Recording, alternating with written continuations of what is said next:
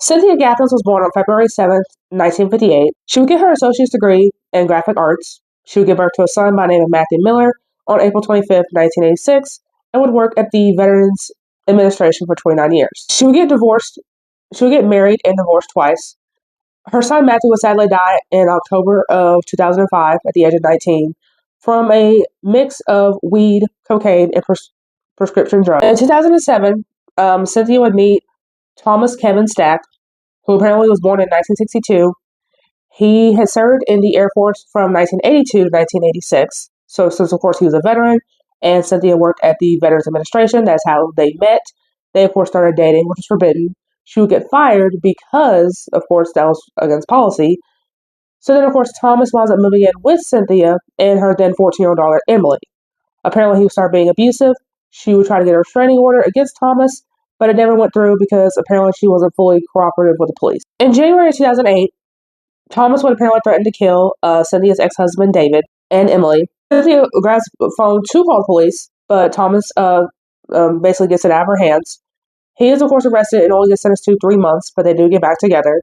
Apparently, there's a point where he throws her against a microwave and he gets arrested on harassment charges. He would only do 6 days in jail before she winds up bailing him out. On the fateful day of October 3rd, 2009, Cynthia would basically poison Thomas's Margarita with antifreeze. She then would take her daughter Emily to apparently Rushville, and then apparently they would go visit her son's Matthew's grave. So then, of course, they come home. And Thomas is alive, but of course unresponsive. So then apparently she calls a friend who comes over. Friend says you can call 911. She calls her ex-husband David. David comes over, also says you can call 911. Cynthia winds up calling 911 around like 4:30 p.m. And then Thomas wound up dying like 4 days later, but it's ruled an accident.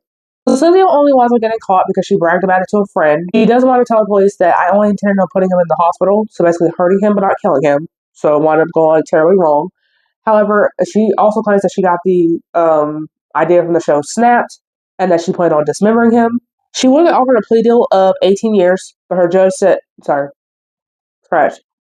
her lawyer said, no, this needs to go to trial so they can see, like, I guess the stuff that Thomas had done to Cynthia. However, any abuse that other people saw that Kevin did was not allowed to be brought to court for whatever reason, and she wanted to get sentenced to 23 years. She winds up getting, despite being sentenced to 23 years, she winds up getting released actually on June 2nd, 2021, and she died just last year on October 28th, 2024.